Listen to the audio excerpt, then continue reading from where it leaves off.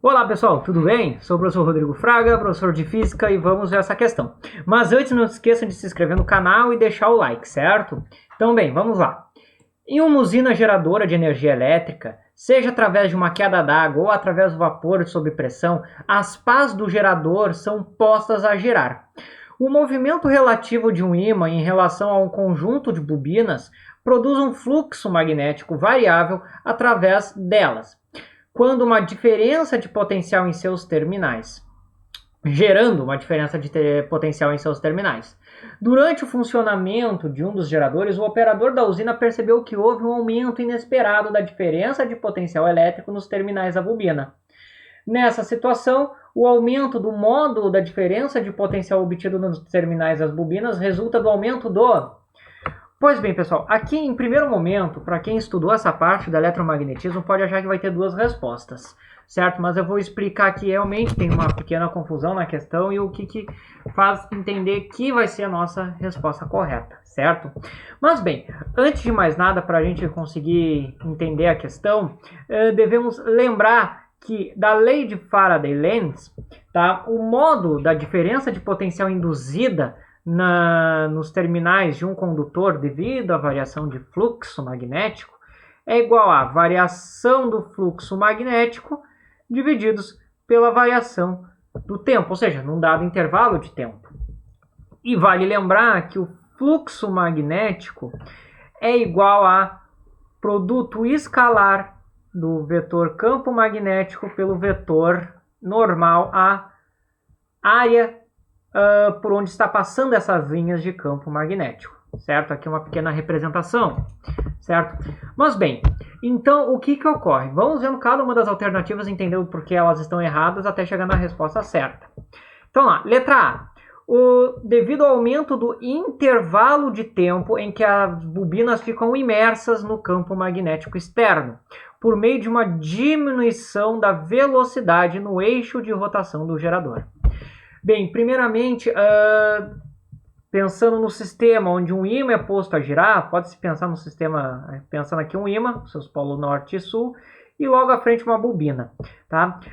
A todo momento, essa bobina vai estar imerso no campo magnético que é gerado pelo ímã. Não tem como não, né, nessa situação, deixar de estar imerso, certo? A menos que eu coloque ela a uma distância muito longa deste ímã, a ponto de poder desprezar os efeitos. Ok? Então, primeiramente, o tempo em que a bobina fica imerso no campo já poderia desconsiderar essa questão errada. E um outro ponto é justamente o aumento do intervalo de tempo, né? Se eu aumentar o intervalo de tempo, né, como ele está no denominador aqui na nossa lei, eu vou ter uma diminuição da tensão induzida. Então vai dar o efeito oposto, eu vou ter uma menor diferença de potencial induzida. Então a letra A está incorreta.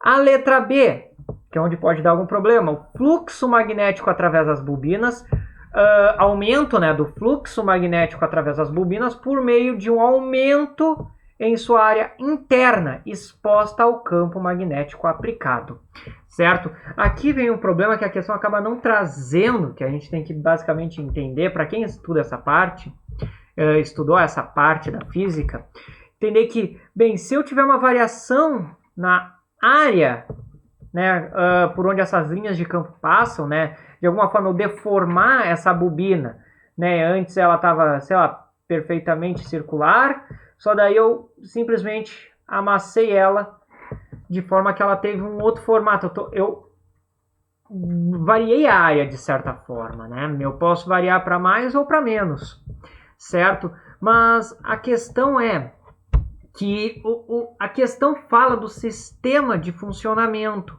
que é através do movimento relativo de um ímã. Em nenhum momento ele cita que as bobinas elas são deformáveis, só que o problema é que ela também não cita que as bobinas são fixas e têm dimensões fixas, né?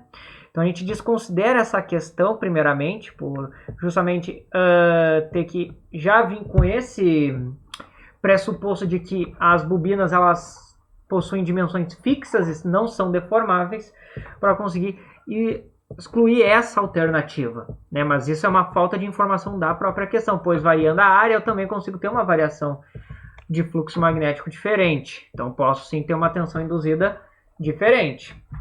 Tá? Letra C. Intensidade do campo magnético na qual as bobinas estão imersas por meio de aplicação de campos magnéticos mais intensos. Né? Bem, essa questão a gente pode excluir, mas pelo seguinte, se eu aplicar um campo mais intenso, só que aqui a questão também novamente não diz, né, mas este campo deveria ser um campo constante, tá? Este campo novo, campo externo, certo? É um campo constante, né? E para a tensão induzida precisamos de uma variação de fluxo, não um campo mais forte, né? Pode até ter um campo mais forte, desde que ele sofra variações. Então a gente exclui a letra C, não por ela estar errada, mas por falta de informação da alternativa, né? Pois deveria dizer que o campo tem que ser variável e também depende da direção que ocorre essa variação de fluxo, que pode ocasionar diminuição do potencial. D. Rapidez com que o fluxo magnético varia através das bobinas por meio de um aumento em sua velocidade angular. Ou seja, aqui eu estou descrevendo uma situação do próprio sistema, né, que é a rotação do ímã, basicamente. E se eu aumentar a velocidade angular de rotação desse ímã, o que acontece? O intervalo de tempo para a variação de fluxo que ocorre, né, neste caso, o fluxo seria periódico, conforme em função do tempo, né, teríamos um gráfico de uma senoide, né, então a variação a gente determinaria em um período T maiúsculo, que seria o período de tempo de uma oscilação completa, né? No caso seria mais aqui, as distâncias, tá? Certo?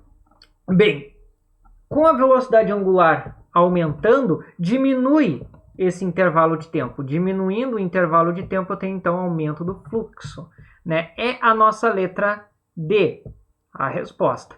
E a letra E diz que aumento da resistência interna do condutor que constitui as bobinas por meio de um aumento da espessura dos terminais, né? Bem, aqui considerando a ideia de que os terminais são fixos, a gente pode retirar essa questão. Outro ponto que a gente também poderia era comparar a primeira lei de Ohm, V igual a RI, onde o aumento da resistência ocasionaria, na verdade, uma diminuição da corrente, pois o que ocorre?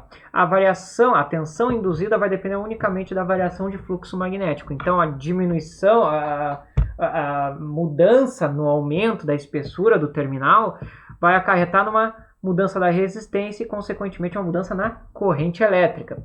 E o outro ponto também é a relação à segunda lei de Ohm, que com o aumento da espessura eu tenho, né, diminuição da resistência. Então essa questão acaba se tornando incoerente, né? Pois ela afirma algo que não tem como acontecer aqui com base nas leis que a gente trabalha. Então a gente ficaria com a letra D como resposta. Mas veja que a gente tem a letra D, né? Mas essa letra B, ela se torna confusa justamente por pensar nisso. Mas aí o foco é pensar no que a questão fala, que é a base de funcionamento, o movimento relativo do ímã. Então é nisso que a gente teria que focar. Mas claro, falta informação na questão para falar sobre isso, tanto que a letra E fala sobre a questão do aumento de espessura, ou seja, modificação dos fios, certo? Sendo que o foco é justamente na rapidez. Então é uma questão que, na verdade, ou a gente pensa que é para escolher a alternativa mais correta, entre aspas, ou foi uma questão mal pensada em termos de alternativa, certo? Mas bem, pessoal, a questão era essa. Espero que eu tenha ajudado vocês. Quaisquer dúvidas podem postar nos comentários, respondo assim que puder. E não se esqueça de se inscrever no canal e deixar o like, certo? Desejo então vocês bons estudos e até a próxima.